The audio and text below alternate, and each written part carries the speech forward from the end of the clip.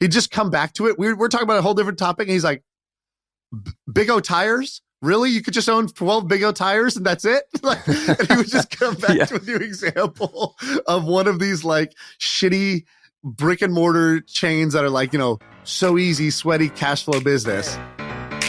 I feel like I can rule the world. I know I could be what I want to. I put my all in it like no days off. On the road. All right, we're going to start the pod, but before we do, we have an announcement. We are looking to hire a new producer. This producer is going to be the person who sits live on these podcasts, helps us edit them and make the videos and podcasts popular, helps us get guests. And so we're hiring.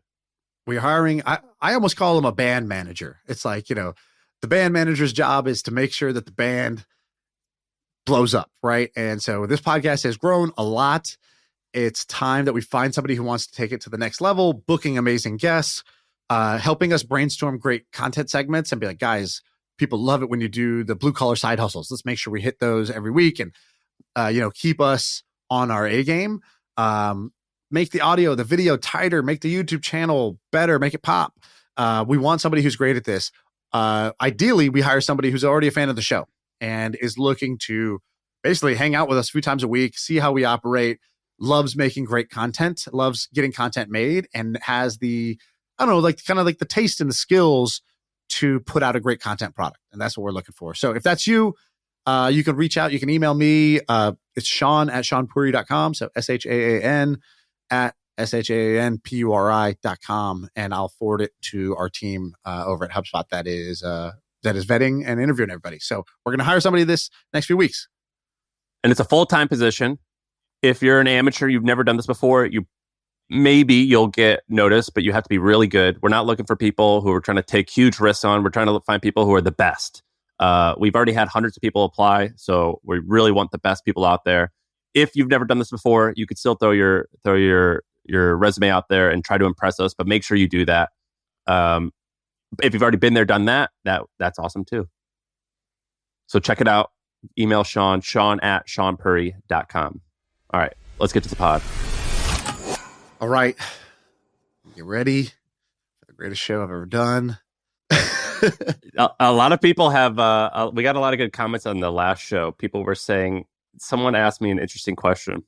They go, your guys' cadence is really good.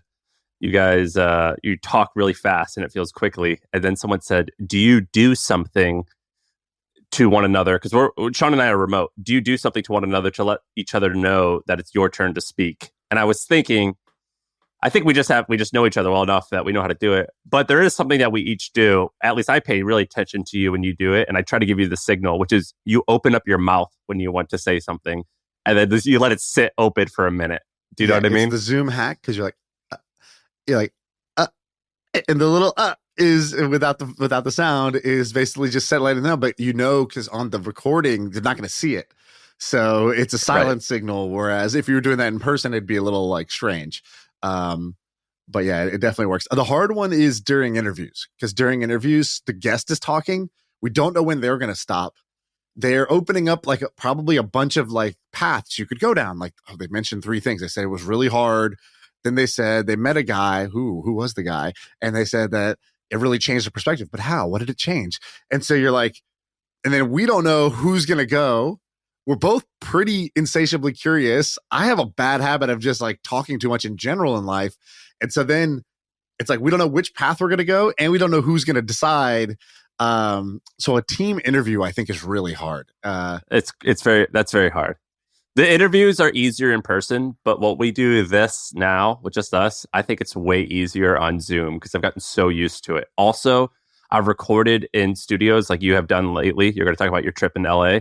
I cannot stand when there's a third party there because I'm constantly trying to entertain her or him, like the person there. But what people don't see is we do a good job of opening our mouths just a little bit so the other person knows when it's done.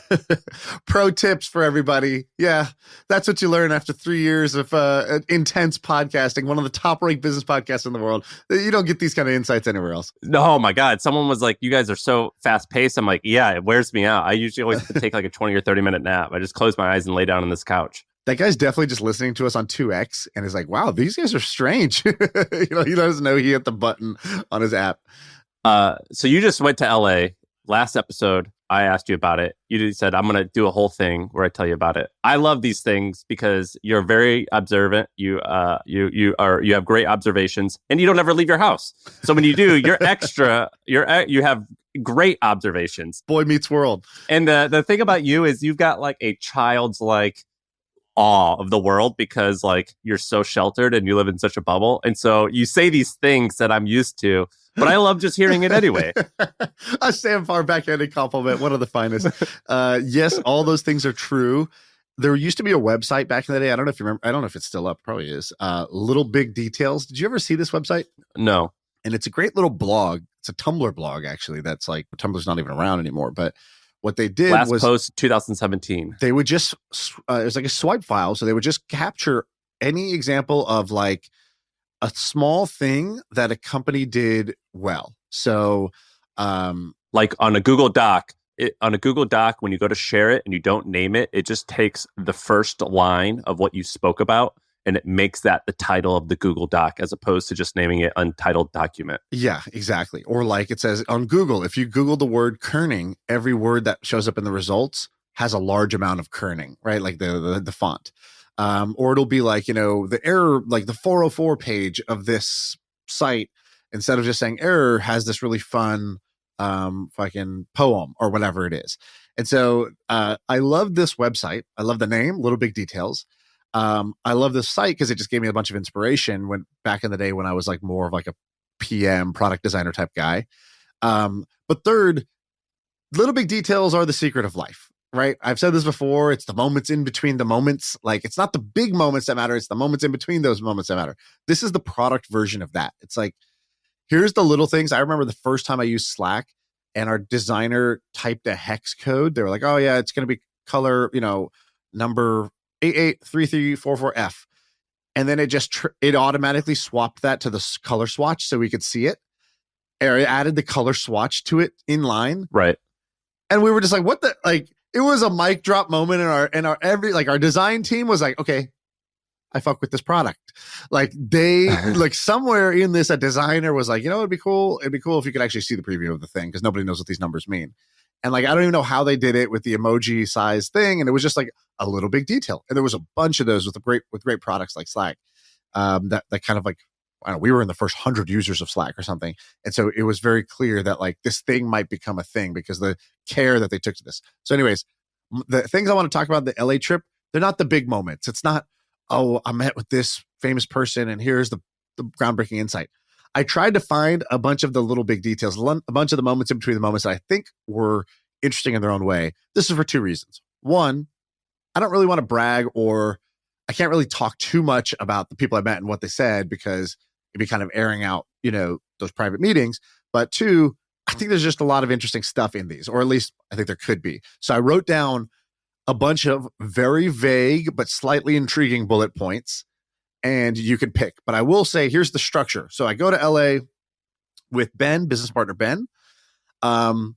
We do three things. So here's the daily schedule.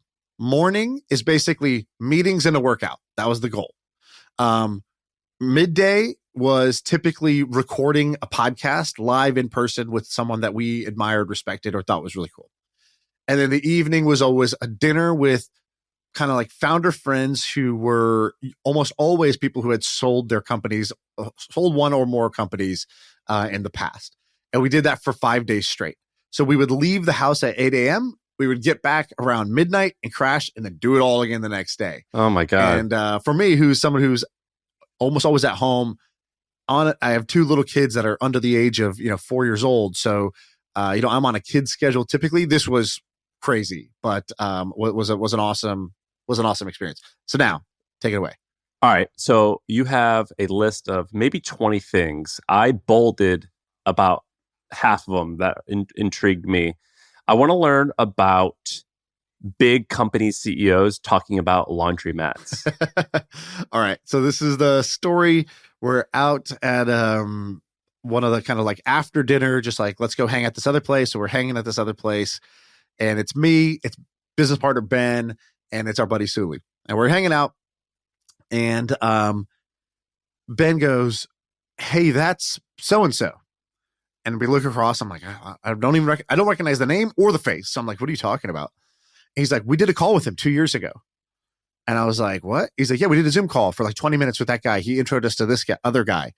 And I was like, I can't for the life of me remember this guy. And this guy, by the way, doesn't remember us either, right? Like he doesn't recognize us either. Ben, he's got like freaking how China has the facial recognition software that is running at all times using AI? Yeah, Ben has that. This happened like 5 or 6 times during the trip. He would see someone walking by and be like, that's that girl from Twitter. I'd be like, what? How do you know this? And so he does it. He's like, hey, blah, blah, blah. And they're like, surprised. He's like, hey, it's Ben. We talked 2 years ago on a Zoom call for 20 minutes. And he's like, I think you see the guy kind of like doesn't really know what's going on. They're having dinner, so we merged dinners. Wait, did you really? Yeah, we just merged hangouts. Their crew was awesome. So they're best friends from business school. They went to Harvard Business School together. One of them is now CEO of a public company. Can't say which one, but he's such a funny guy. So assuming multi-billion dollar company. Yeah, over $1 billion. So we're hanging out. And this guy who's the CEO of a multi-billion dollar company at the moment, he goes, he's like, yeah, he was like, oh, you do a podcast? What's a podcast? What is it called? Oh yeah, I'll check it out. Right. And he's kind of like, he's like one of those people that's like busy actually doing something. So he's like, was kind of detached from like the world of like Twitter and podcasts and like content creators and all this stuff. But as we're talking, he's like, oh, one thing I did see, what's with all these like entrepreneurs who own laundromats? And HVACs and shit. Yeah. They're just buying laundromats? They're just making like $1 million a year owning a laundromat? Like, what is this? That can't be true. He's like, this.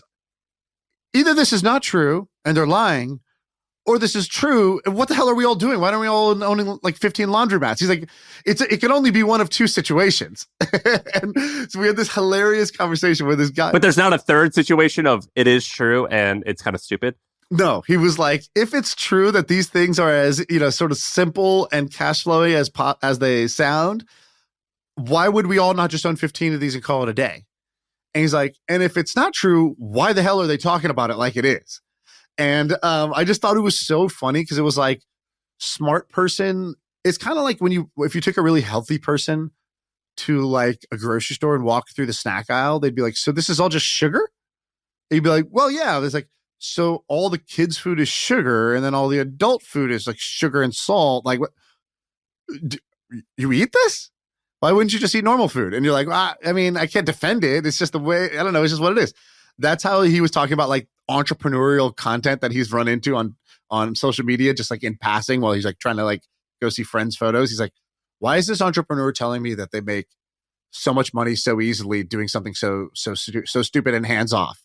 He's like, it's either not hands off, it doesn't make that much money, or we are all idiots and because it is hands off and makes that much money.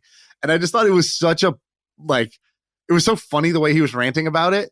And he was just like and then every 15 minutes during the conversation, he'd be like, he'd just come back to it. We're talking about a whole different topic. And he's like, Big O tires? Really? You could just own 12 Big O tires and that's it? Like, and he would just come back to a new example of one of these like shitty brick and mortar chains that are like, so easy, sweaty cash flow business. I went through this period. So I was public about this. I bought property to do an Airbnb because I was like, let's see if I'm interested in that. And what I've learned is exactly what that guy feels, which is if you can make money on the internet or like through content or software or something like that, the business is so much better. You can create a huge amount of money from nothing. Right. You need nothing except you got to work on it. With real estate and laundromats and shit, we're talking like single digits. If you're really lucky, tens of thousands of dollars a month in profit. And it's a pain in the butt, man. It is so hard. And you have to have a ton of money to do it. It's quite challenging. So I understand now. I'm like, oh my God, like I have the skill set. This is so stupid to do this other thing when this internet thing is so much easier. I feel I totally understand what he's saying. And so the other great story this guy told, so I'm going to try to do this without giving away too much info. So he, he takes over as CEO of this company. He wasn't the original CEO. He gets hired as CEO or becomes CEO.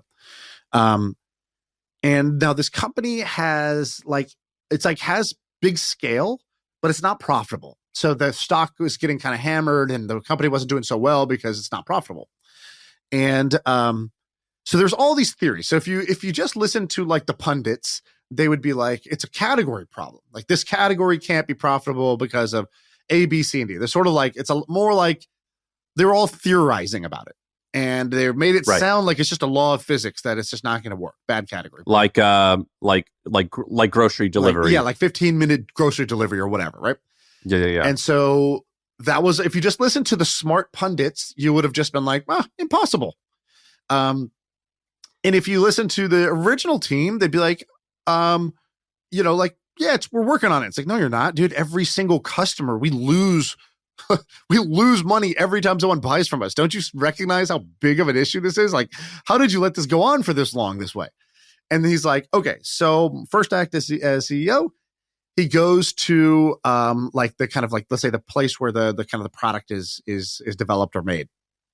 Like it has like a real world product. It's like it's a business that's like tech enabled, but it has like a real world component. Yeah. Similar to like an Uber or a like Airbnb has like there is the physical place. So the guy goes and he's like, we're like, so what'd you do? And he's like, I just sat there. I got a chair and I sat down in the middle and I just watched for 8 hours straight. He's like, I just looked at what was going on. I had no preconceived judgments. I said, let me just watch what's actually happening here. How is it that we are losing so much money for every order that we get, every customer that we get, we lose money? How is this possible? And he just sits there and he watches and he's like, oh, okay, I see. We got too many people doing too little shit and the manager is not doing what they're supposed to be doing. And so he's like, I like that guy, you're outside for half the time. And therefore this person is not doing what they're doing. And these three people are all trying to do the same thing. And he's like, I didn't have to like it wasn't a theoretical problem and it wasn't an inevitable problem. It was just everybody's too distant from the thing problem. Nobody just sat here for 8 hours straight and just watched what the hell is actually going on. And they told the story how they actually like turned it around. Now it's profitable and like so on and so forth. And so I think that's all I can say without giving too much away. But I just love this guy. I love the story. The two things that he said out loud was the like, hey, wait, pause, time out.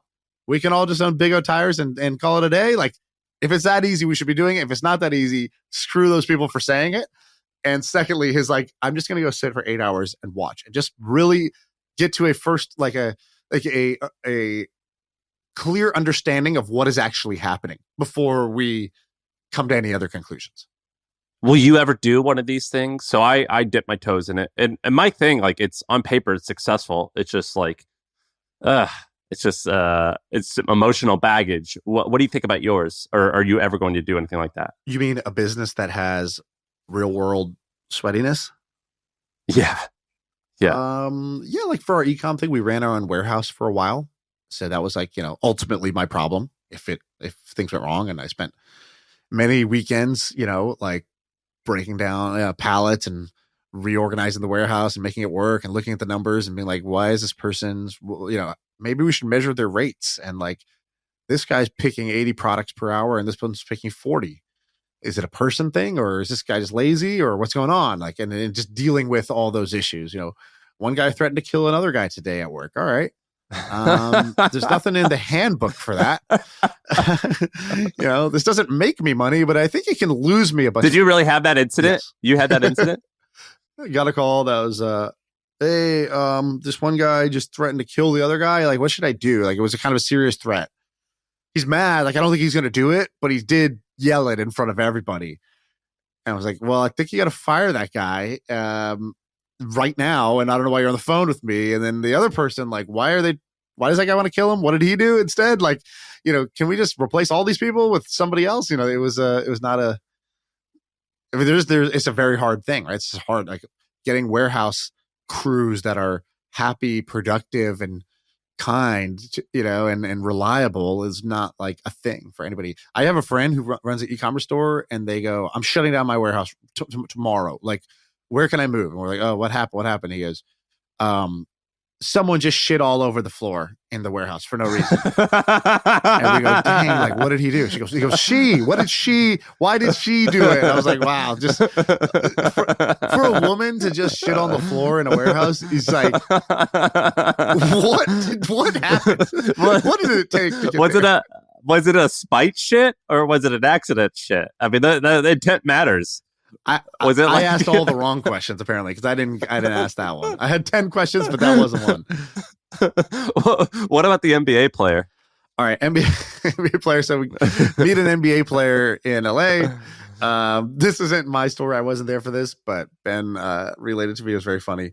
He's like, he talked about like, yeah. So is it? It's kind of like, what do you say to these guys, right? So like, they get a bunch of fanboys, and you don't want to be a fanboy. In general, I would say there was really 2 learnings. The first was we go to this thing. There's a bunch of NBA players, but who cares? Like, you know, they're cool. I think they're cool. I think it's cool what they do. But like this event, you know, it's like it's hard to like. What are you gonna do? They're not gonna be your friend. Like this is like very unlikely. Like, what do you think is gonna happen here? Like you go in excited. It's like, oh, this person's gonna be here. You know what they're thinking. You know what they're thinking, which is like, damn, Shaan, you're pretty tall. You ever lace up? Like, you know, we need a 5th. Like, are you interested? Like, that's what you want to happen, right? Yeah, exactly. It's like we've been waiting for this, you know, this Indian guy with no athleticism. Like, you know, would you like to become my best friend and come on the road with us? Like, you know, what's going to happen? Or like here? Meeting Drake, it's be like, hey, you're really good at speaking. Right. Do you happen to have a mixtape on you that I can check out? You want to just hit the studio real quick? Yeah. That's what you want to happen. So I think the realization was we got excited to go to this event, but it's also like, cool, this event is cool, but that's not going to happen. Nothing's going to happen that's awesome from this event in that way. 2 things happen. We meet a team owner. Again, Ben runs facial recognition software. He's like, that guy's a minority owner of the Philadelphia 76ers or something like that. And I was like, how do you know the minority owners of this? He's like, I recognize him from something I read. And I was like, and nobody's talking to this guy because nobody knows this all kind of like older looking dude. So we go up to him. We're like, hey, you're blah, blah, blah. Normally when Ben does this, the person is so elated that somebody kind of knows them, that you're a fan of theirs. They're like, nobody's talking to them otherwise. They're kind of like, they know they're actually pretty dope, but nobody at this event knows they're dope. This was the opposite. This guy just totally big dogged us and made us seem like we were pieces of shit. So we're like, oh, cool. I asked you 10 questions. You gave me exactly 10 words as answers. So 1 word per question. And you left your AirPods in the whole time. And then you looked at us at the end like, if you ask one more question, I'm going to fucking slap you. And so we had that farted experience. And walked away. And then we had the basketball player experience where Ben takes a photo. Ben's like, oh, look, I got this photo with this like famous NBA player. And we had a realization. The realization was this. It's dope if these guys were our friends, but it's not going to happen this way. The only dope situation is not that we meet them and we're a fan of them and they recognize us as a fan, but that they're a fan of what we do and we're a fan of what they do. That's the only cool version of this, is do something dope so that they have respect for you as you have respect for them. So you should actually spend your time, instead of chasing them to meet them and get a picture with them and whatever, just do dope shit, become a magnet where other people who are awesome will respect you and want to meet you and want to talk to you, or have something that they, you know, some common ground that they could find. Peer versus fanboy. Yeah. So like showing them your calves was not going to like cut it. Like, oh, like I run a 5.440. Does that do anything for you? Can you jump high? Can you jump high? Those calves are looking great. Yeah. I wear a Fitbit. We have so much in common. So next thing was NBA players like, so I have nothing to lose at this point. So we're like, so like, what's it like just like having, you know, tons of chicks that want to be with you? Like, how do you do that? How do you navigate that? He's like, because we're like, you know, he's like, I got a wife, I got kids. And so he's like, I told my wife, I said this. Anytime somebody does that voice, yeah, I'm in. Only good things come after that tone. He goes, I said, baby, you're happy, right? Yeah, I'm happy. Baby, you got the house of your dreams, right? Yeah. Baby, I gave you 3 beautiful children, right? You sure did. They're beautiful children. He goes, Baby, you can buy anything you want on this credit card, right? Yeah. Baby, you got to be called my wife, right? All right. What more do you want, baby? What more do you want? And he goes, I just had an open conversation with my wife that, like, look, you're going to have a bunch of amazing things in your life, and so am I. And I thought it was, oh, my God. I hate that, by the way. I hate that. Well, of course you hate that. I mean, it's not necessarily something that's admirable. I'm just saying it was something that was fucking hilarious, and nobody is that honest. And I thought, wow, to have the honesty to tell a stranger that story is a confidence level that I can only admire. Do I do that with my wife? No, of course not. Would I want to even? No. Oh, I do it with my wife, except it's a little bit different. It's like, hey, Sarah, look, if someone comes in this home, I'm going to go and fight to the death to protect you, right? Whatever you want, I'll give you. I'll do anything for you. Take out the trash, please. Usually it's more like that. It's like, will you be the one who takes out the dishwasher today? Let you do it this week, and tomorrow when someone breaks into our home, I'll die for you. Normally that's the argument that I make. Yeah. Again, these are all not great traits, I would say, but I found it hilarious. This falls in line with just a general thing, which was people in LA say wild shit. Like, people in LA are so, like, name droppy and money droppy. It's disgusting, isn't it? But they're not even really even aware of it. It's crazy. Like, they'll be like, this is made up example, but like,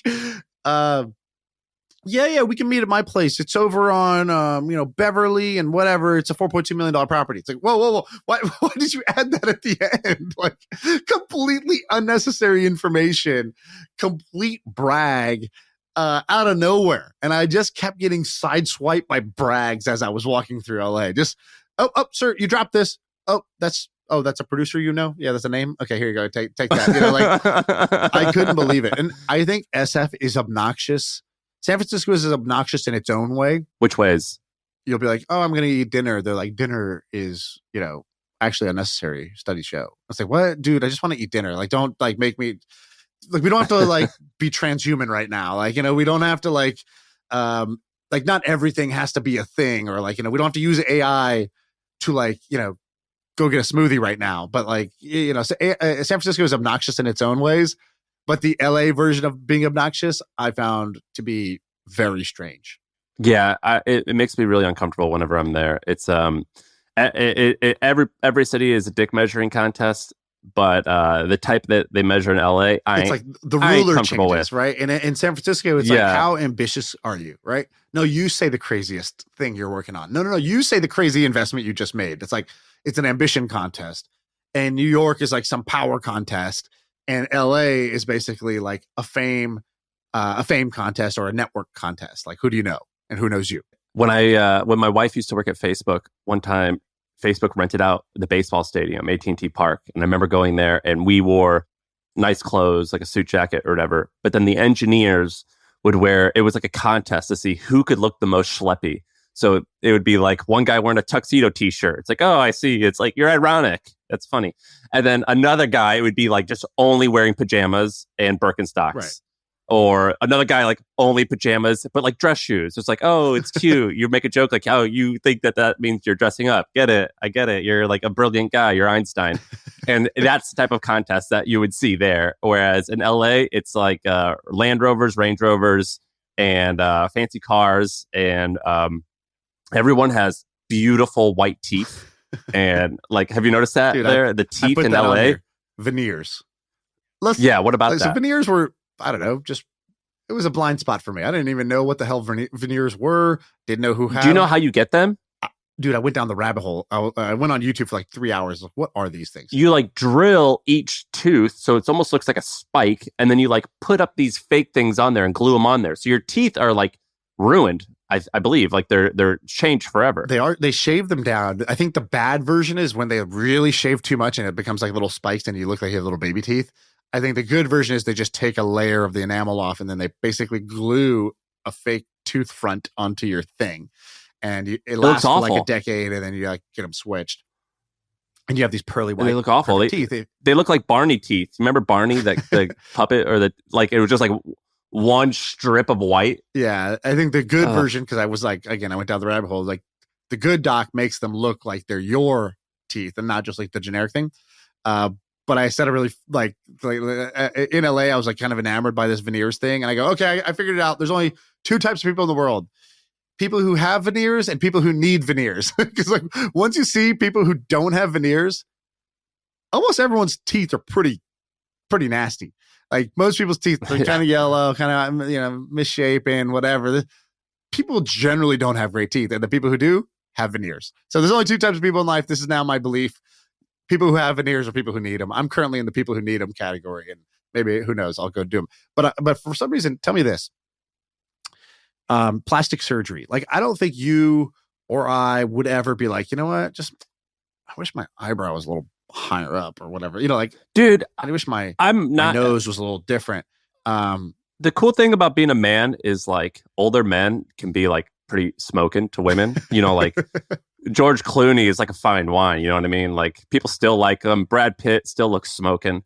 My wife's been trying to convince me that like Botox for women is okay, because she'll talk about like Botox. I'm like, no, F that, just age. You look beautiful. Yeah. Like it's cool that we're going to age together. Then I met a couple people who get Botox and they're like, it's not that big a deal. So maybe my opinion is changing on Botox, but in general, I would say plastic surgery, I'm like, let it be. Let's age together and we're going to look awesome. So I'm generally pretty against that. Me too. Totally was in that camp. As I've met more people, I'm like, it's way more prevalent than I realized, because I'm in a dude tech bubble. So it's way more prevalent than I realized. And secondly, there's some things like I kind of get the teeth thing. It's like there's grades to it, right? It's like, well, you do get a haircut. You do, maybe you'll shave your beard. All right. You might buy nicer clothes. Okay. That's the thing. Like, what if you just like, get like a facial treatment? Maybe that makes your skin looks a little better. Okay. It's like a kind of like almost like a slippery slope of the beauty thing. And like, yeah, but what did you see there? Like fake asses and fake boobs or stuff on men?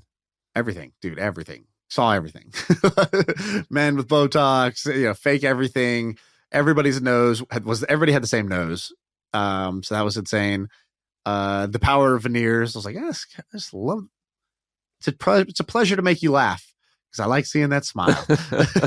No, don't fall down this trap. Do not do it, man. Do not do it. So I might show up to one of these podcasts with veneers and a nose job. Who knows? We'll see. What about the thing? Or like, I don't know if I told you this. I have a deviated septum. I went to ENT person. I was like, yeah, I don't know. I've never been able to breathe through my nose very well.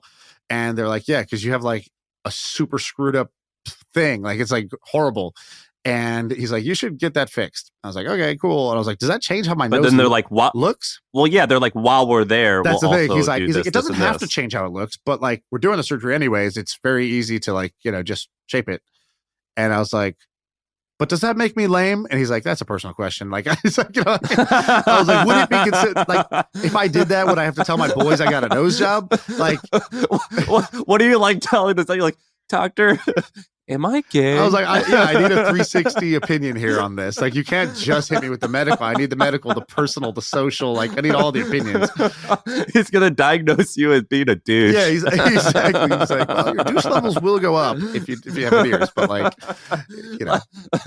all right, maybe last one. But what about the rich? Did you meet with someone who donated hundreds of millions of dollars to a high school? Yeah. So, rich people do really stupid things is the name of my of this topic, which is actually they do misguided things to help their kids. So I met multiple people who had donated somewhere between single digit millions to double digit millions. One person said 100 million plus. Well, I don't believe it because I don't even know to a high school. I don't even know where that would go to a high school. I'll give you one famous. Where would even 10 million go to a high school? I'll give you one public example, which is that, the Fertitta brothers, the guys who owned the UFC before they sold it, the guys who owned casinos in Vegas, their kids like to play football, as many kids do. But unlike many football parents, these guys decided that the high school, their alma mater, needed a Division I college level football facility and donated tens of millions of dollars. They haven't said the exact number, but you can kind of triangulate it because they later donated like 10 or 15 million bucks to a college and it's less than what they gave their high school for their football facilities. Oh my God. And it's like basically they gave at least $20 million to a high school to build a better football facility so their kids would have a better shot at becoming a better football player. And I was like, this is such a misguided way, such a like inefficient way to help your kids. And I've met many people like this. I know people who are wealthy beyond measure. And I asked them, why are you still working like so many hours? What are you doing? Why are you taking all this risk? They're like, okay. They're like, my dad, when I wanted to be an entrepreneur, said you're never going to do it. And he refused to give me any money to start. So I struggled so hard at the beginning. When my kids turn 18, I'm going to give them each $20 million and say like, I will support you in building any business you want with that. You know someone who said This that? is their literal plan. They're saying it, bragging to me again, crazy brag. How old are their kids? To me, their kids are currently their oldest, maybe 10 years old. And their youngest is 4. So they have 4 kids. That's $80 million, allowance that they're creating, trust fund that they're creating for the kids to start these businesses. And I told them, I was like, well, that like, because you didn't have the resources, you developed all these skills, which is what made you successful in business. Like if you were handed $20 million, I don't think you would actually be who you are today. So I love that you're trying to help your kids, but I just don't think what you're doing, which is working super hard when they're kids, being so busy being busy that you're kind of away from them, making all this money that you plan to hand them at 18. Like this sounds like a recipe for disaster, but people, it's a people horrible, don't really want to hear that. Drug addicts. So, I don't think that message was received very well. But I just found that people do crazy things in the name of like their kids and money. No, I think that's crazy. I think that's exactly how you create like a future heroin addict. Let me tell you a couple other ones that I think are good.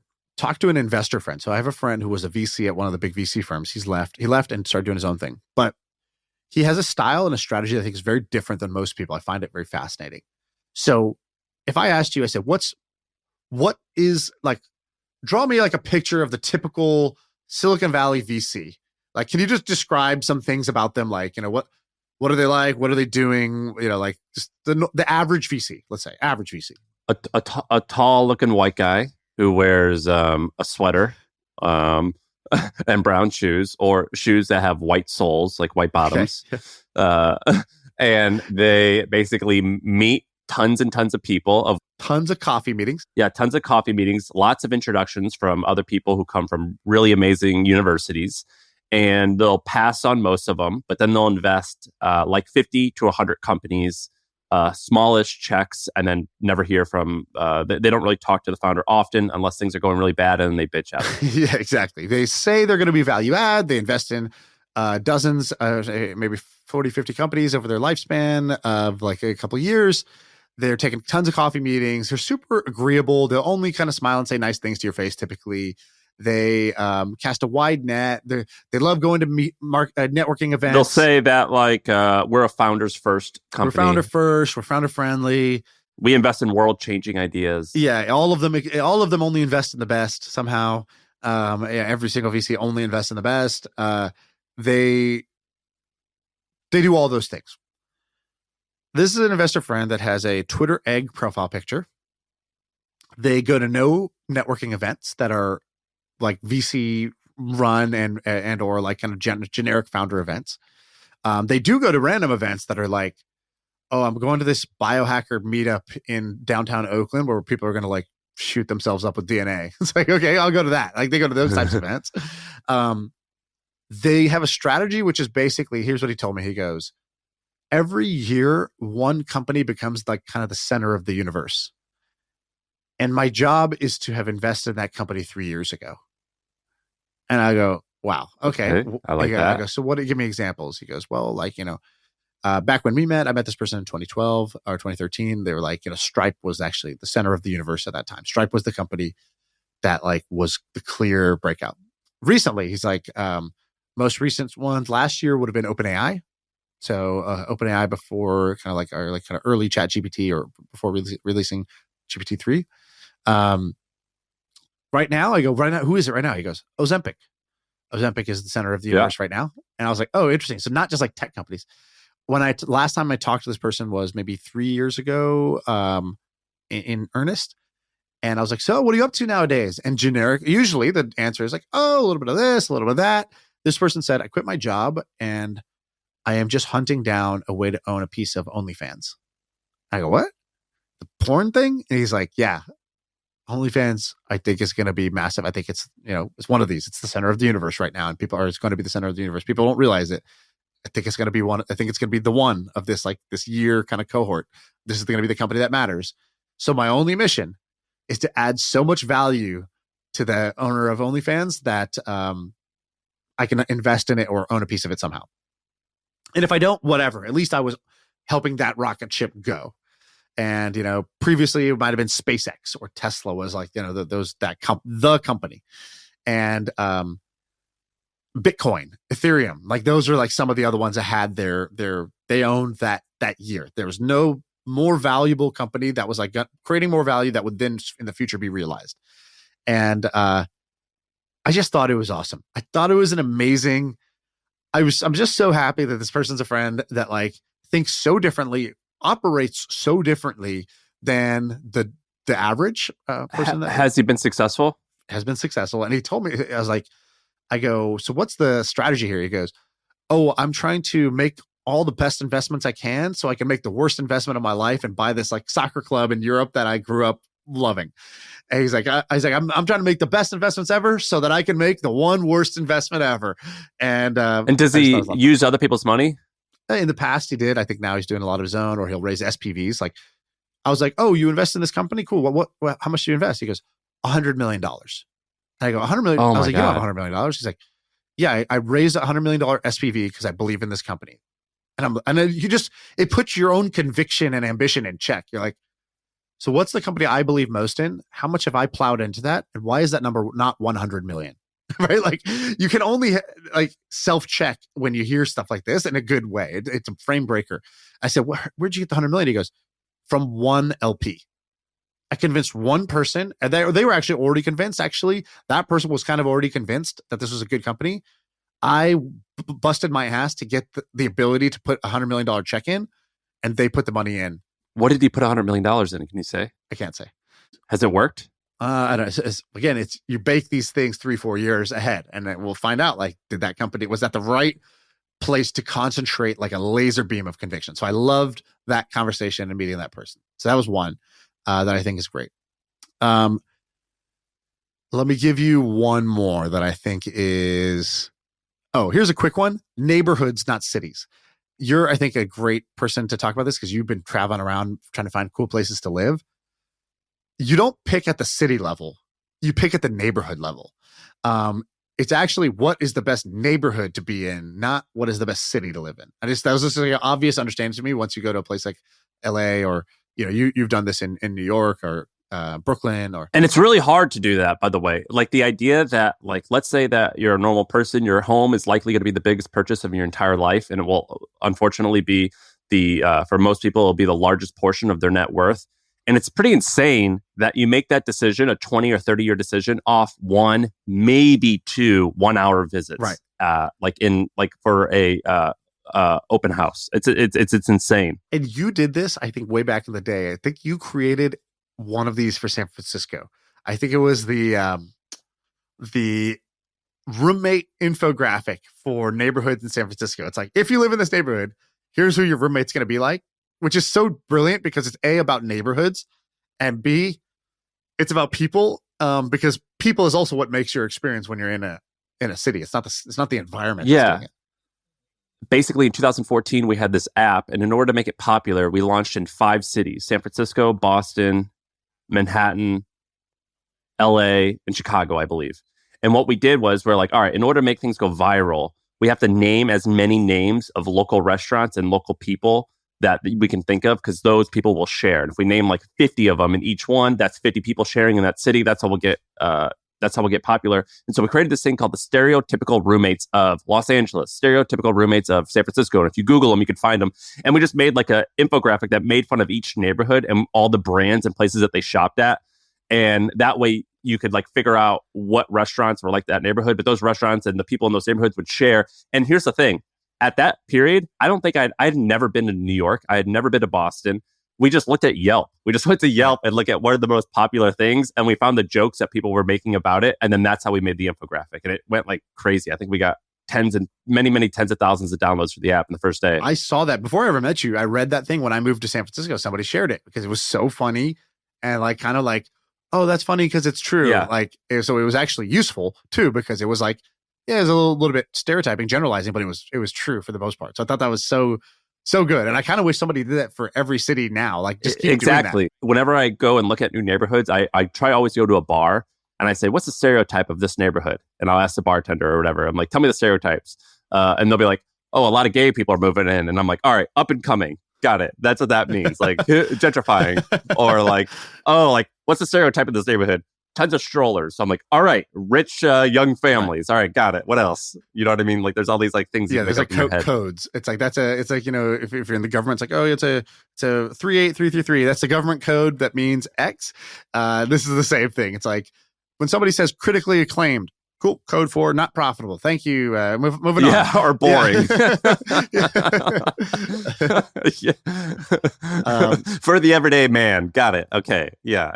I got a couple other quick ones for you. Rattle off one more.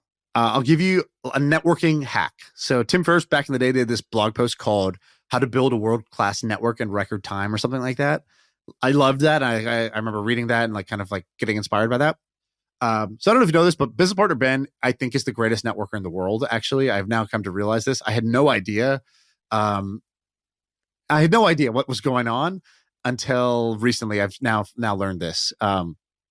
He is working the phones, and he is just like, it's so funny too. What he does is he just checks in on people. Like just this morning, he texted my friend from college that I had introduced him to once. This is one of my best friends from college that were helping buy a business. And he goes, yo, I remember you said that the close date was supposed to be 7/31. Did it end up closing? And I was like, bro, how did you even remember to check in? Like he's the perfect boyfriend, basically. He's just fucking checking in and supporting everybody. Like Barshop, you could probably attest to this. And all of our we work together. I probably text you, I don't know, a couple times a year max, and it's usually about something that's like urgent, sort of transactional. I'm just guessing that you talk to Ben fairly often. Can you just describe this for a second? Because I think there's something to learn here out of this whole thing. Yeah, I could pull up my text. He probably hits me up like 2 or 3 times a week. Like, how's the X project going? Or how's X going? Yeah, he's a beast. So I noticed this because I would meet people, and then somehow afterwards they're only keeping in touch with Ben. I'm like, dude, am I just unlikable? I was like, and I think there's something to it. I definitely give off some stink that's like, you know, repels people, but Ben has the opposite effect on people. He draws them in. He's like a golden retriever, and he's always smiling. And he's just harmless, and people like him, and he's helpful. He's just supportive and helpful to everybody.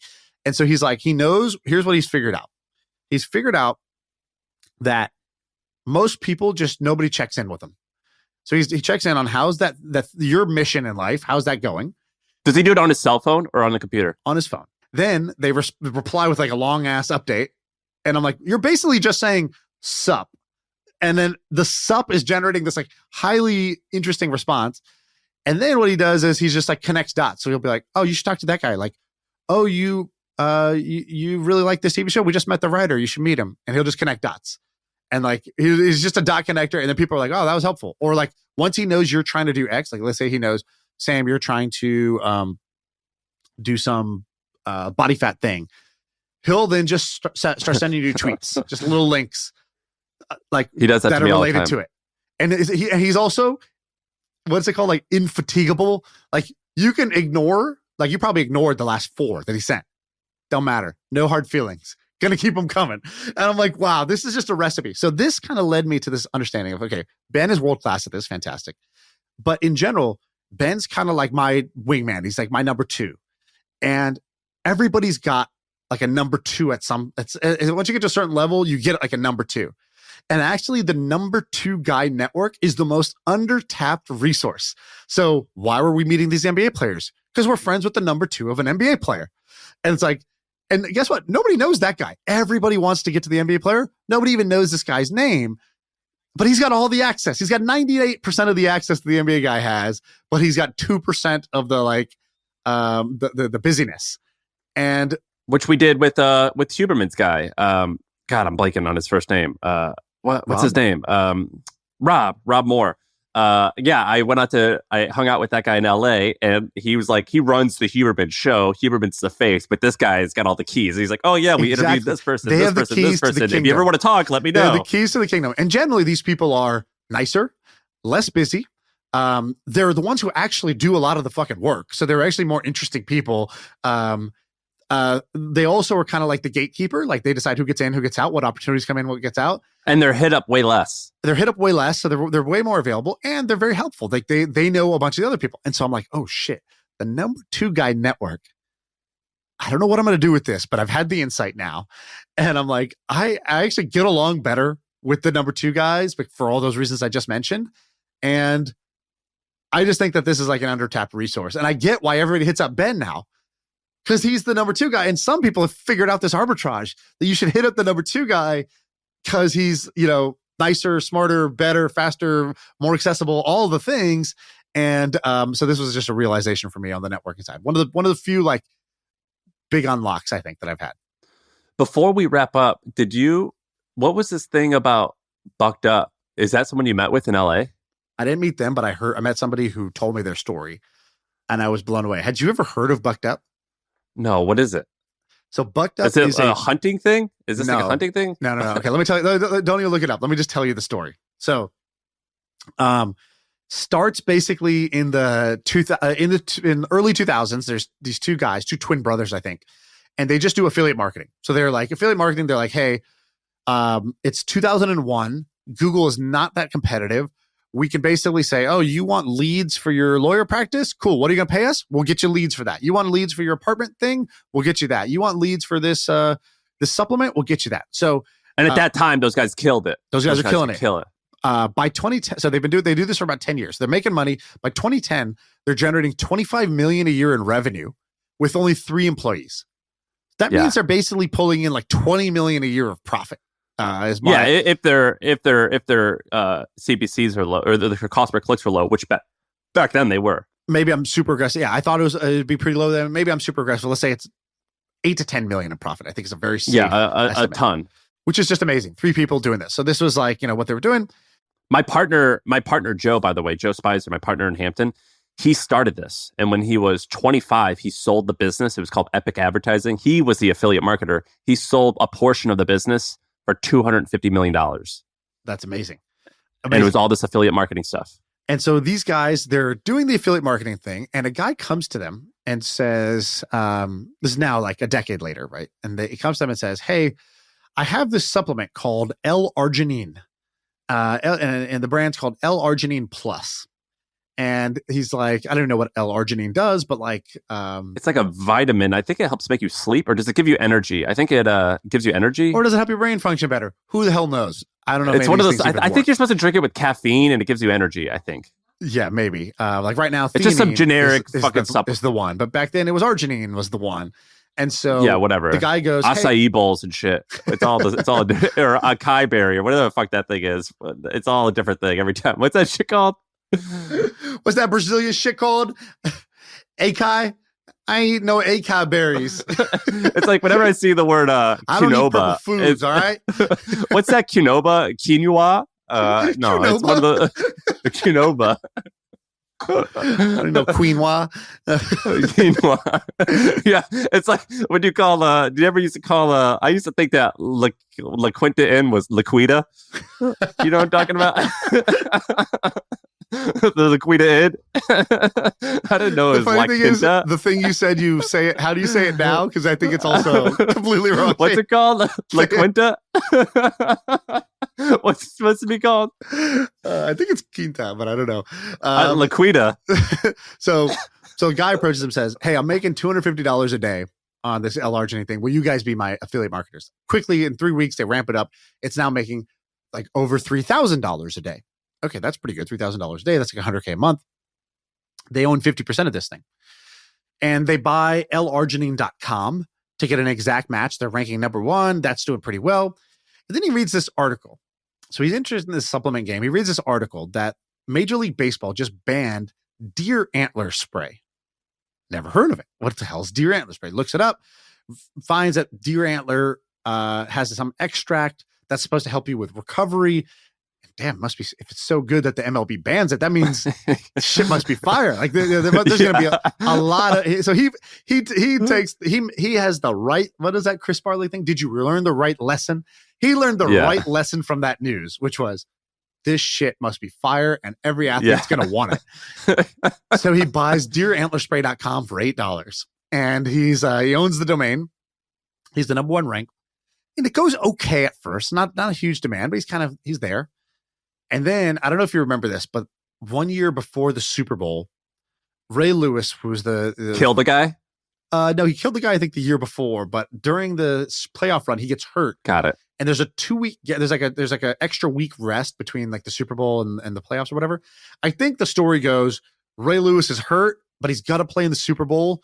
And then he plays amazing and they win the Super Bowl. And it comes out that he used deer antler spray to like recover during that week and to like get rid of the pain and allow him to play well. Demand explodes through the roof, baby. And GNC comes to him and says, hey, we'd like 30 units. And he's like, okay, cool, no problem. And they're like, oh, no, sorry, 30,000 units. And he's like, oh, what?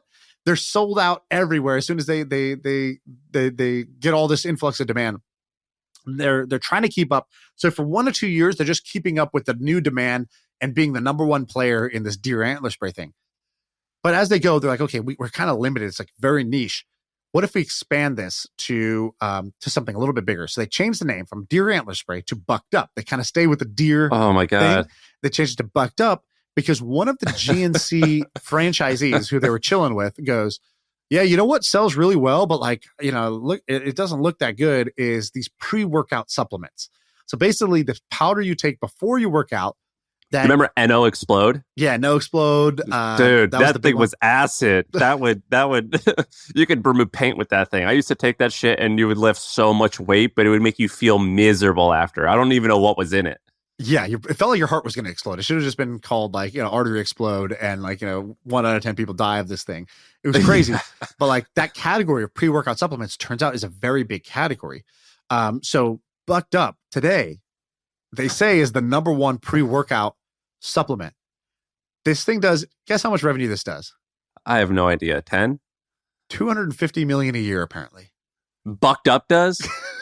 Dude, the flavors, so it's called Mother Bucker. That's one of their things, is the Mother Bucker. And it just has, like, their slogan should be like, strong as an ox. Like, this is like ridiculous.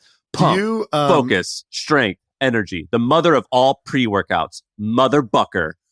That's crazy to me. This is nuts. Sometimes when I'm flipping the channels on TV, I'll see like, Hasan Minhaj, and he's just like, this guy who's this comedian. He makes the world laugh. He's so good looking. He's, happy. He's having all this success. And I think, I was maybe 1 or 2, right turns away from going down that path.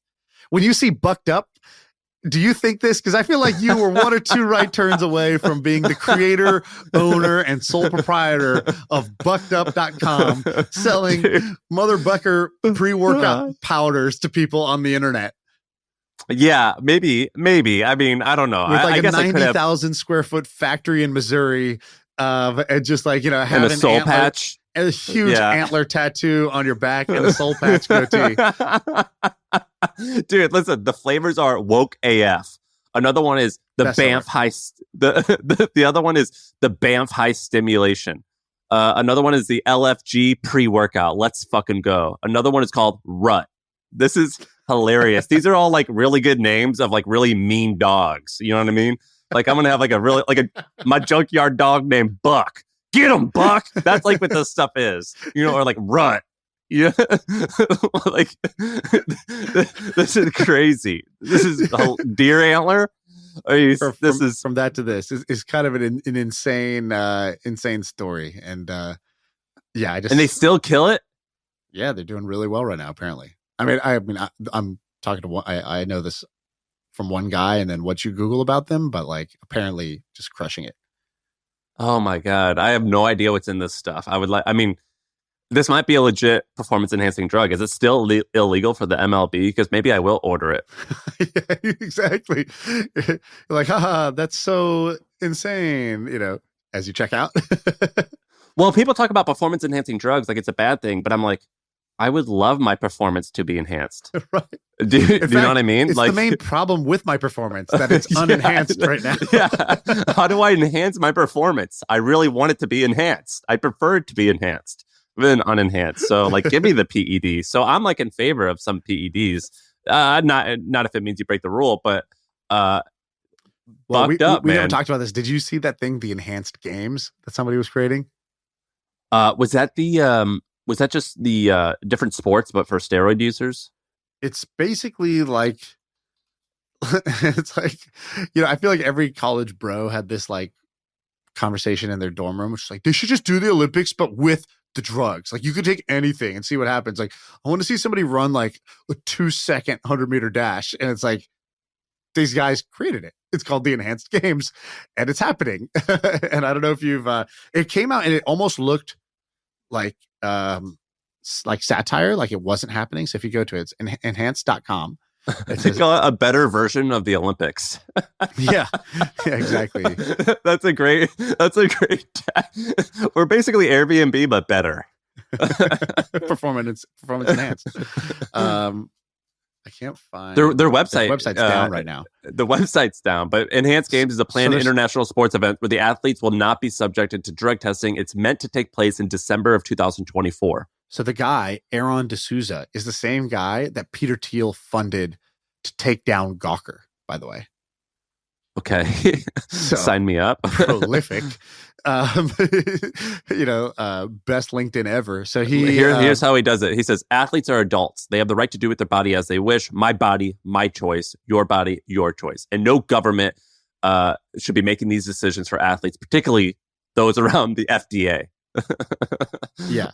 So here's what he said. He goes, here's the game plan. He goes, every athlete who participates is going to be a part owner in the thing, because you're generating, part of the opportunity. I assume that if you were an Olympian and you won a gold medal, your life is made. It's not the case. It's sad to see the people who've achieved the highest level of human excellence are living an objectively impoverished existence afterwards. But the bureaucrats who own these things make millions. The Olympics has 13,000 athletes. We're reducing that to maybe 1,000 with no special infrastructure. So instead of costing $100 billion to deliver this, it'll cost us, just double-digit millions. And they have like a bunch of things. Here's kind of like their belief system. So it says, the Enhanced Games will be a competitor to the corrupt and dysfunctional Olympic Games. It'll be the first international sports event without drug testing. Olympics are about the past. It's about Greek gods from history. The Enhanced Games are about the future. We're building superheroes. And it talks about how the IOC is corrupt, like the committee that runs the Olympics. And that, anti-aging gets stymied because of all the anti-science, authorities trying to take drugs out of performance. And we're trying to do the opposite. It's my body, my choice. He says, think back 50 years ago. Being a gay man was like being an enhanced man today. It's stigmatized, marginalized, and illegal in some senses. Okay, I don't know about that. Yeah, and then I don't know if it's actually going to happen or not. It seemed. Well, their website doesn't work, so we'll see. They can't afford their GoDaddy renewal for the domain, but no, I think I'm cool with that. Besides Lance Armstrong, kind of used to be my hero, and then he got in trouble for lying, and I kind of got upset about that. But besides that whole lying thing, I was like, they're all doing it, and he's doing it as well, and he still won. So it's kind of fair. Right. So I do get that. I'm kind of on board with that, and I think a lot of the PEDs are pretty amazing. What EPO is? It makes you get more red blood cells in your blood, so you can carry more endurance, basically. Yeah, better endurance. And I hear about that stuff, and I'm like, that sounds great. Give me more of that. I want that. You know what I mean? There's some anabolic steroids that you'll die young. There was this which I don't like, but there was this one. Have you seen the guy on Instagram? He was only 30, but I think his name was Joe. I forget what his handle was. It was Joe all ripped or something. And he was the guy who you would see flexing, and he was so lean and big that you would see it looked like he had little spiders in his chest because all the little muscles were flexing. I think his name was Joe Flex. Have you seen that guy? No. Well, he died last week. He died Oh, that was that guy? Okay, yeah. I've seen pictures. He died last week because he definitely was on the juice. And he was just it's really hard to be that lean for that long. So you have to be on a ton of stuff. And he died. And so like, I'm not in favor of that type of stuff. But some of the other performance enhancing drugs, like I actually think that you'd be a healthier, longer living human being if you took some of that stuff. Or like blood doping. So like in the 60s, this runner in Finland named Lasse Varen, he would like go up in the mountains and no one would see him when he was training. And what they alleged that he did with blood doping, you could just take out some of your blood and you could put it in a refrigerator, and that oxidizes it. It gives it gives you more red blood cells ultimately, and you just inject it back in your body. That's considered illegal. That's crazy to me. It's not illegal. It's against rules for the Olympics. But that's insane that blood doping like that is illegal. It's like, well, dude, it's just your blood. You're just freezing it and putting it back in you. Things like that you can't do. But I've thought about that. I think it'd be amazing. There was a guy on Netflix who did it where he was an amateur cyclist and he was like, I'm going to blood dope and I'm going to document this. And this was the whole documentary. And it was awesome. He crushed it. He killed it. He like improved so much. And I thought that's pretty cool. I think this actually would be a good YouTube or podcast channel. Have you ever gone on YouTube down a rabbit hole of college ethics classes? Have you ever seen this? No. Sounds boring as hell, but it's actually kind of interesting. It's not very interesting because it's not made for YouTube, but basically if you go, like, you can basically sit in on a Stanford or Harvard ethics class. Well, they'll pose some question like, should you be allowed to, like, our performance enhancing drugs, should they be allowed in the Olympics or whatever? Like some philosophical question, like the version of the trolley thing where it's like, if you could save 5 lives and pull the trolley and kill 1, would you do it? Right? Like that, those kind of like moral and ethical, like thought experiment questions. And you see people just stand up in a college lecture hall and they're like, I say no because blah, blah, blah. And then somebody stands up and says, I disagree. I would say yes because I think that what about blah, blah, blah, blah. And you just see the debate. I think debate is actually like pretty interesting. And I think if somebody did that well, you could do a kind of like NPR style or Gimlet style, like intelligent but entertaining podcast series or YouTube channel that like just gets like, find these things like the equivalent of like somebody. I was at one of these dinners in LA. Somebody goes, I had jury duty, and the case that I had jury duty for was actually kind of interesting. This guy goes online and he's in this online forum or community for like kind of like kinky meetups. Okay, nothing illegal about that. And there's a woman there who says, hey, me and my husband really want to do a thing. It's, here's our thing. It's kind of weird, but like we want somebody to come over and we want to role play like a kind of like a rape scenario. And she's like, so, I'm looking for somebody who wants to do that. This guy's like, that's fun. I can do that. And she's like, cool. So here's what's going to happen. You're going to come over to this place. I'm going to act surprised. I'm going to say no. That's part of the bit. We're going to do it anyways. And, we're all good.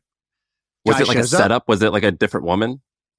No, the guy, the husband was role playing it. It was bad. So the husband was on this forum as acting as if he was the woman, saying they're both in on it. She wasn't. His wife was not in on it. So this happens. No. Now this guy's, so the jury duty was, should this guy go to jail for rape? What a horrible scenario for everyone involved. Lose, right? Like just terrible, man. Right? But it was kind of like an interesting question. It's like, well, like on one hand, what a conniving husband. Yeah, it's like, okay, definitely the husband should be in trouble. Like that's kind of a separate scenario. But this guy, like, should he go to jail for like 20 years because of this scenario or not? Like, and the vote was basically like, should this go to like is like an indictment. So it's like, should this go to trial or no? Should this not go to trial or whatever? And we had this just like fascinating dinner conversation about it, with just hearing everybody's kind of opinion, hearing like a little bit of a healthy kind of debate or just like a perspective on it. Similarly, there was another one that was like, this couple looks like they're holding drugs like crack or whatever. Cop starts chasing after him. They throw something away in the trash. Cop grabs them. They don't have it on him. He's like, I saw you dump it in the trash. He opens the trash, sees it there, but who's to say they didn't throw something else away? Right. Should they go to jail for this, like, this offense?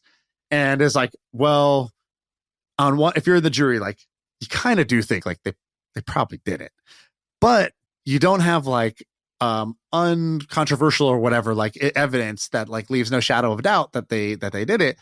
And it's like kind of a nonviolent offense. Do we really want to punish them? You start bringing your own subjective opinion into this versus what you're supposed to do as a jury member.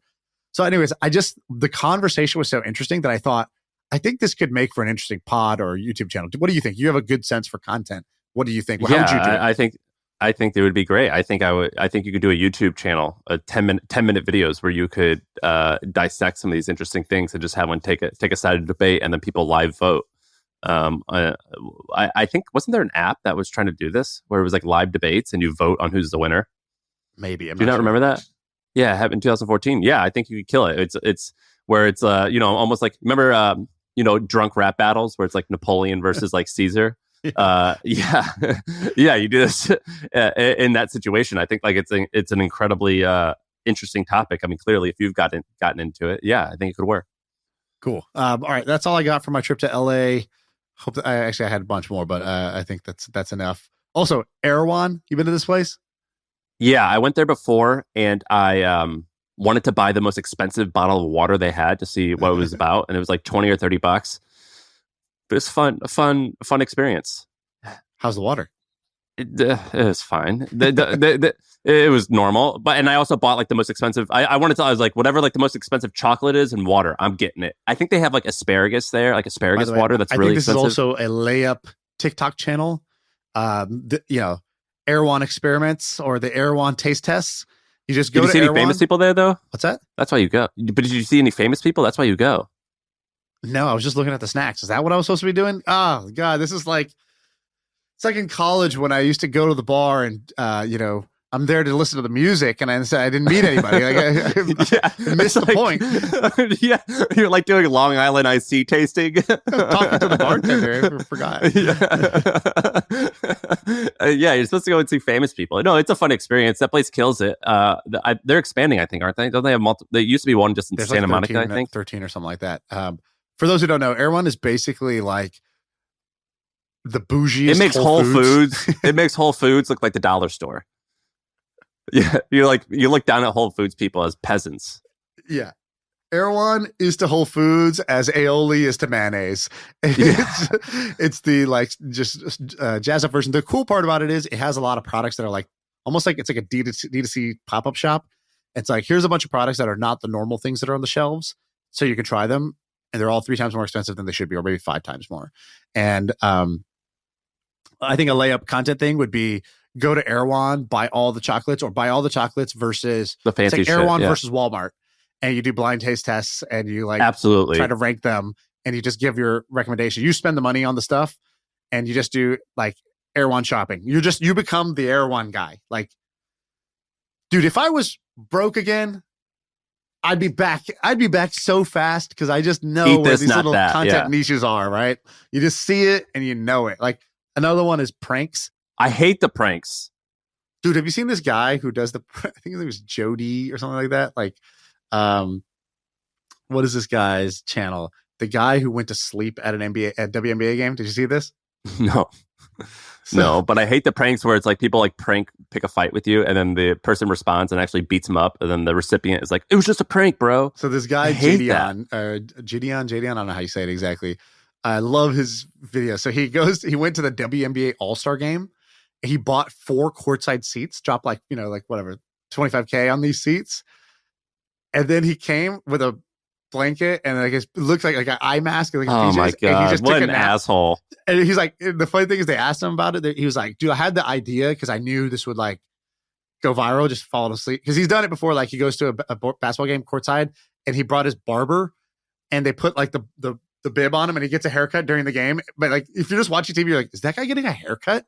Like, this is like very obvious. And so he had this idea. He's like, I wasn't going to do it. I thought it might be too mean. I told my friend about it. I was like, yo, maybe you want to do it. And the guy was like, he's like, that guy got so excited because he knew this would go so viral. I was like, nah, fuck it. I'm going to do it myself. He's like, so I did it. He's like, but then it turned into like a political thing, which is not how I intended it. Like, he got banned from all NBA events. He got banned from all NBA and WNBA events for doing this. But this guy's just so good at trolling the world. And it's like, that's just like it's a niche that will never get old. Like you can What an asshole though. there's just like an infinite demand for there's like he also caught one of the NBA balls and tried to shoot it from his seat, like because he was courtside. Dude, he's so funny, this guy. All right, I think we should wrap up there. That's the pod. We done. Yeah. I feel like I can rule the world. I know I could be what I want to. I put my all in it like no days off. On the road, let's travel, never looking back.